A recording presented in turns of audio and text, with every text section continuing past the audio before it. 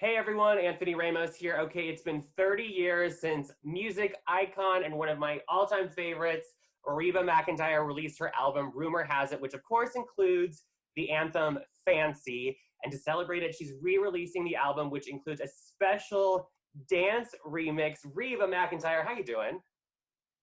I'm doing great today. How are you? Good. Okay, let's talk about, okay, so excited about this 30th anniversary. Fancy, what is it about that song that just resonates and connects with all of us? Well, it's a great story song. It's rags to riches, and everybody is pulling for Fancy. They're encouraging her, they're supporting her. And so it's a group effort. Everybody's chiming in, and it's so well written. Bobby Gentry wrote it and had a huge hit in it with it in 1968, and it's been my favorite song since then. It's your anthem. Okay, your gay fans are going to eat this up. There is a dance remix, and a lot of them, including myself, are also loving your Instagram filter. So where did this idea of a dance remix come from? Because we're loving it. I don't know who had the idea. The record label, as said, Justin said the record label did, and I think it was a wonderful idea to do that. But I'm having a really good time with all the things that we're getting to do because of COVID. Everybody's having to stay home and reinvent themselves and try to find a new way of promoting material and music. So this has been a great time to do it. And I'm crossing my fingers for a fancy dance remix music video. I think your may come true. Okay, I love that. I wanted to talk. So this season on RuPaul's Drag Race, Fancy was actually one of the final songs where the queens had to, it's called lip sync for their life.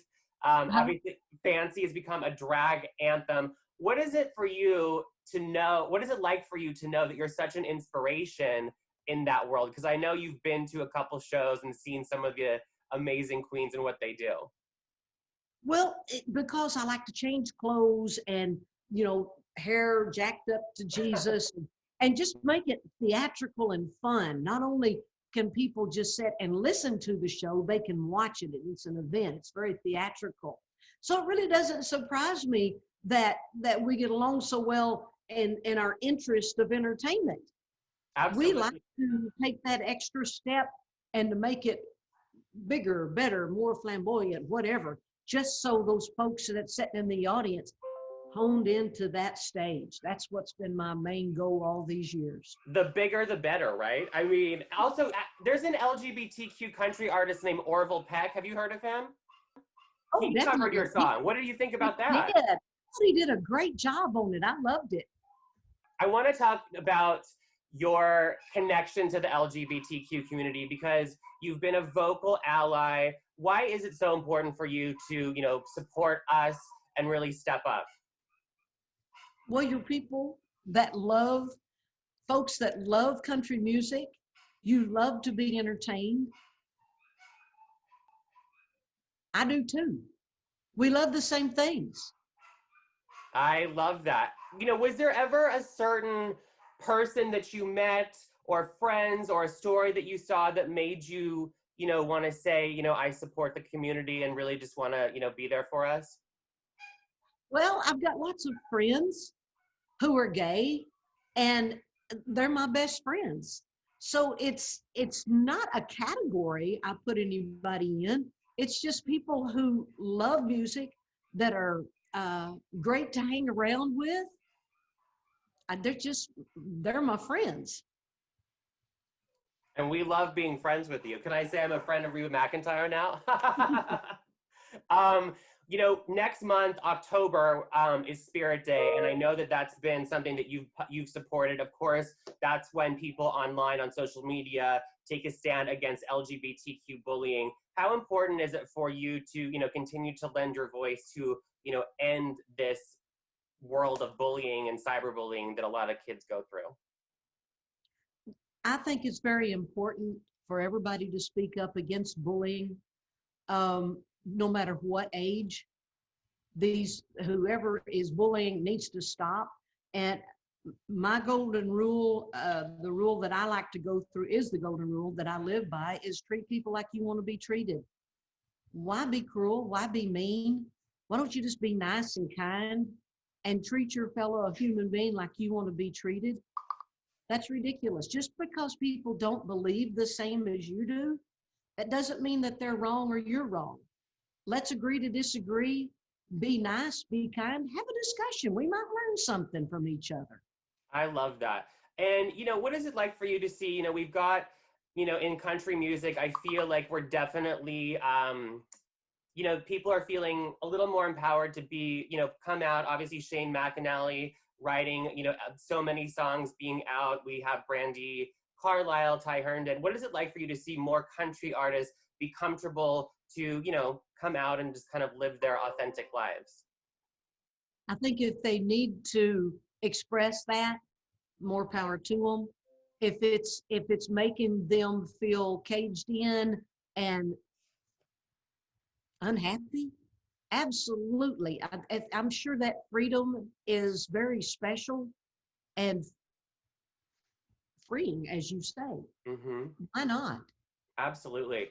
Last question. I'm Oh, I love that. Thank you. Last question. There's a lot of people out there watching, a lot of young people. How important is it that young people, especially this year, go out and just vote and make their voices heard? I think it's very important any year for people to go vote, have their voices heard. You're an American. You have the right to vote. There's so many people in the world who don't have that right.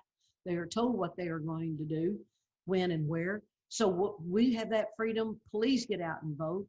And I think you'll feel kind of an entitlement that you did get to vote and you have had your say. That's, as an American, is our gift. Go exercise that. I love that. Thank you. And, I was just thinking 30 years, 1990, 2020, 30 years since Rumor Has It has come out. And I believe was that the year that your son was born? Yes, it was 30 years ago. Looking back on the 30 years of this, what are some of your most proudest achievements? I mean, I know there's so many, but, are there certain milestones that within those 30 years that you're exceptionally proud of? Well, the last 30 years, I've gotten to meet a lot of wonderful people. I've got to travel and work with some great people also. I'm a people person.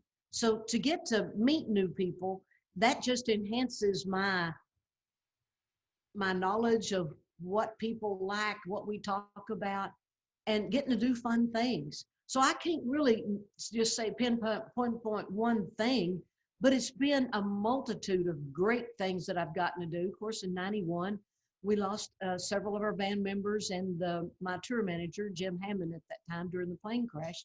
So there have been ups and there have been downs, but that's like everybody in their lives.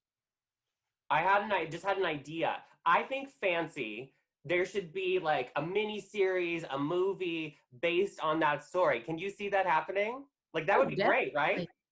Yeah, and then what's she doing today? Yeah, let's make that happen. I'm like, who can we cast in that? I mean, that would be amazing. Reba, thank you first off so much for your support and allyship to the LGBTQ community. Thank you so much for taking the time today. And reminder, everyone, the special 30th anniversary edition of Rumor Has It is available now. And in case you missed it, there's a dance remix of Fancy that I'm loving. You're gonna love it. And I hear there's a music video maybe coming, but go check it out. Thank you so much, Reba.